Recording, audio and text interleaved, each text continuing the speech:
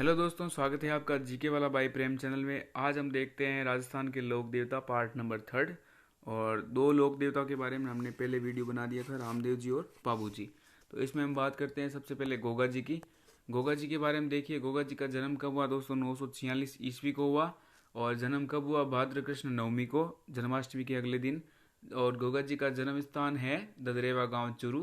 पिताजी का नाम जेवर और माता का नाम है बाचल। पत्नी का नाम है केलम दे या मैनल दे। दूसरा नाम है केलम दे का मैनल दे। वाहन का नाम है गोगा बप्पा। और अन्य नाम क्या है गोगा जी के? गुगो, सांपों के देवता, गायों के मुक्तिदाता और जाहड़ पीर। जाहड़ पीर किसने कहा था? गजनवी ने, मतलब साक्षात प्रकट देवता इसका मतलब होता है। और गुगु जो नाम है ये बचपन का नाम था गोगा जी के। तो ये गोगा जी के बारे में हमने यहाँ पढ़ा है। गोगा जी के बारे में और देखते हैं। यहाँ इनका मेला कब लगता है दोस्तों? भाद्र कृष्ण नवमी को लगता है, जिस दिन जन्म हुआ। कहाँ लगता है? गोगा मेड़ी नोहर हनुमानगढ़ में, राजस्थान में। सबसे लंबा पशु मेला कौन सा है? गोगा मेड़ी वाला पशु मेला, ये ध्यान रखना आप दोस्तों। और गोगा जी का जन्म स्थल क्या कहलाता है? शीर्षमेड़ी, ददरेवा चूरू। सिद्धमेड़ी भी कहलाता है ये, शीर्षमेड़ी सिद्धमेड़ी। और समाधि स्थल क्या कहलाता है? धूरमेड़ी। धूरमेड़ी कहाँ है? गोगा मेड़ी हनुमानगढ़ में। गोगा जी ने कितनी बार मुस्लिम युद्ध लड़े? 11 बार।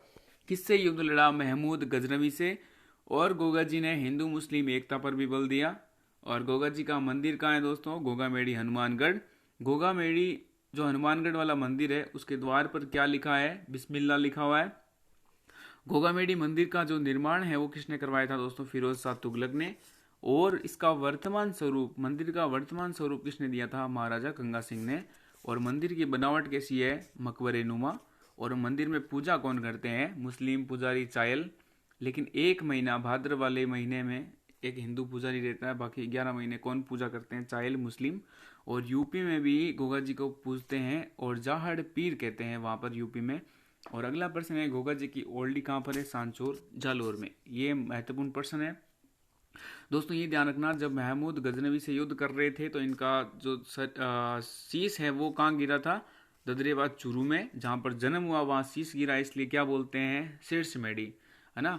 और शीर्ष मेडी को क्या बोलते हैं? सिद्ध मेडी भी कहते हैं। और जहाँ पर दड़ गिरा था इनका, वो स्थल कहाँ पर है? गोगा मेडी हनुमानगढ़ में। या मतलब सर कटने के बाद में ये इनका शरीर है वो घंटों तक युद्ध करता रहा। इसी चमत्कार को देखकर गजरवी ने इनको क्या कहा? जाहड़ पीर कहा। और क्षमा मांगी और कहा आप तो साक्षात प्रकट प्रकट हुए देवता हो, आपको प्रणाम करता हूँ। आप बहुत मतलब साक्षात जैसे आप रक्षक हो हिंदुओं के और गायों के, हमसे बहुत बड़ी गलती हुई। तो ये सब इन्होंने महमूद गजनवी ने कहा था उस वक्त। आगे हम देखते हैं हड़बू जी के बारे में। हड़बू जी का जन्म कहाँ हुआ दोस्तों? भुंडेल गांव नागौर में। हड़बू जी का मंदिर कहाँ है? बेंगटी गांव फड़ोदी जोधपुर में।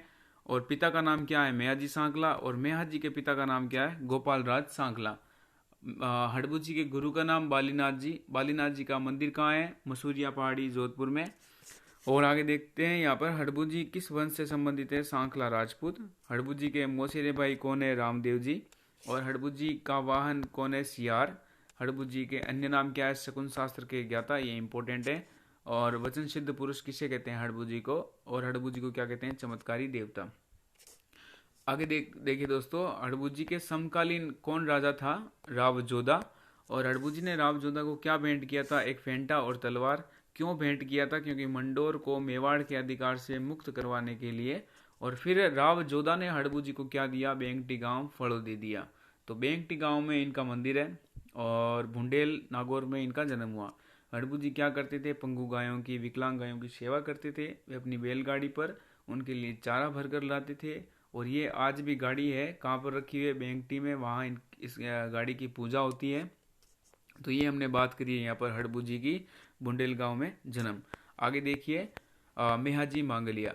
मेहाजी मांगलिया के बेटे का नाम क्या है? हड़बू जी, है ना। तो इसलिए ये बाप है ना उनके। तो बापणी गांव जोधपुर में किसका जन्म हुआ? मेहाजी मांगलिया का। और इनका मंदिर कहाँ है? बापणी जोधपुर में। इनका मेला कब लगता है? जन्माष्टमी के दिन, भाद्र कृष्ण अष्टमी। किस वंश से संबंधित है? सांकला राजपूत। पिता का नाम है गोपाल राज सांकला। समकालीन किसके थे ये? राव चूड़ा के। और इनके वाहन का नाम क्या है? मेहाजी मांगलिया के? किरण काबरा। और युद्ध कौन किसके साथ लड़ा था? जैसलमेर के राव राणक देव भाटी, और उस युद्ध में वीर गति को प्राप्त हुए। और मेहाजी मांगलिया के अन्य नाम क्या हैं?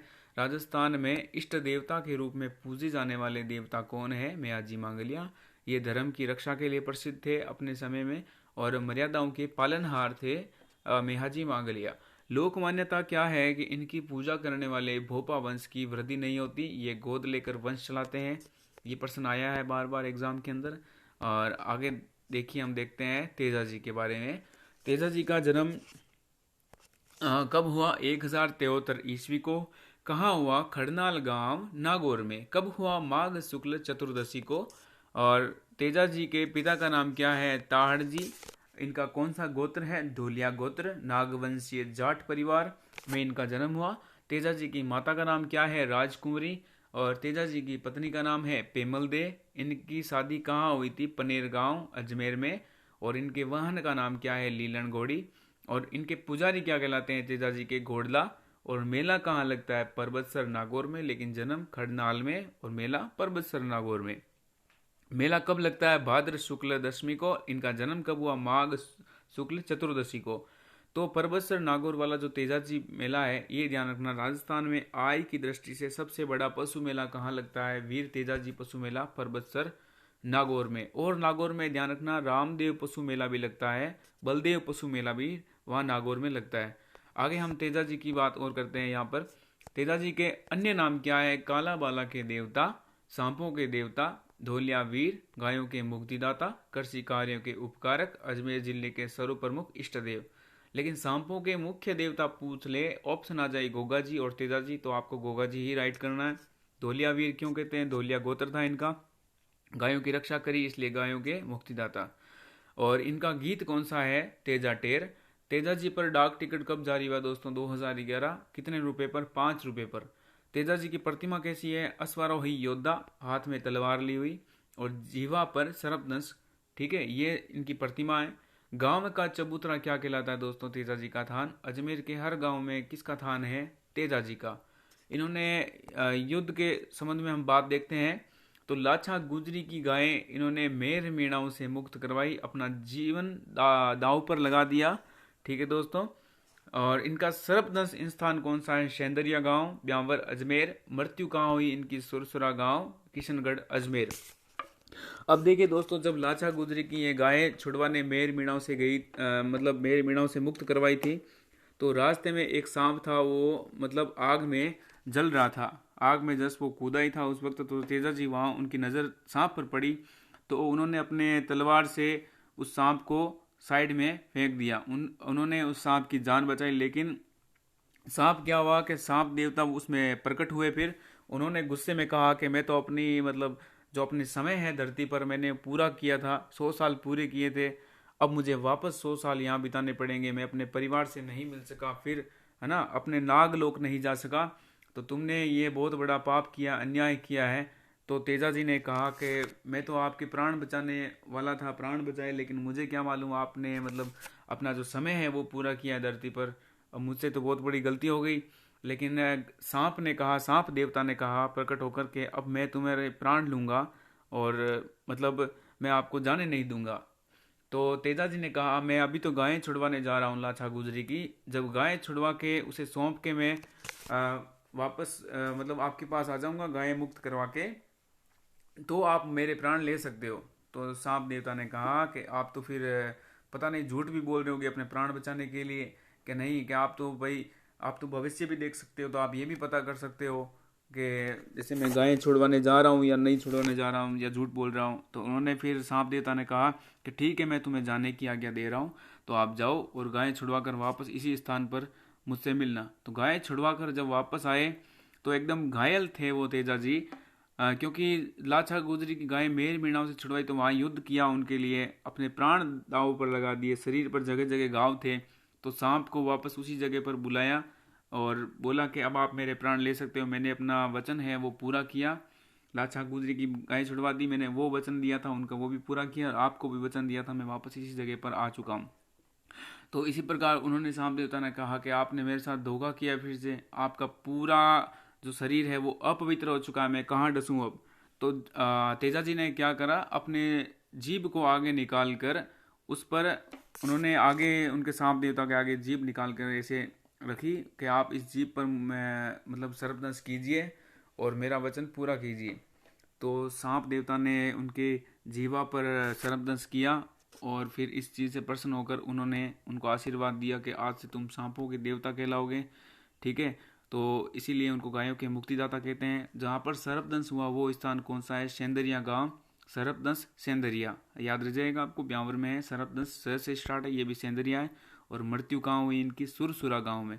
मृत्यु का समाचार किसने पहुंचाया था दोस्तों? लीलन घोड़ी ने। और जब इनकी मृत्यु हुई तो इनकी जो पत्नी है बेमल दे, ये भी सती हो गई थी इनके साथ में। और मृत्यु का समाचार किसने पहुंचाया था? लीलन घोड़ी ने। ये तेजा जी की हमने बात करी है यहाँ पर। और हमने पिछले वाले वीडियो में यहाँ रामदेव जी की जैसे बात करी थी, तो रामदेव जी के बारे में आप यहाँ देख सकते हैं, स्क्रीनशॉट ले सकते हैं। और पाबू जी के बारे में भी हमने यहाँ देखा था। तो धन्यवाद दोस्तों, आगे हम और लोक देवता के बारे में वीडियो लेके आएंगे। चैनल को लाइक और सब्सक्राइब जरूर कीजिएगा यदि आपको वीडियो पसंद आए। ठीक है दोस्तों, बहुत बहुत धन्यवाद।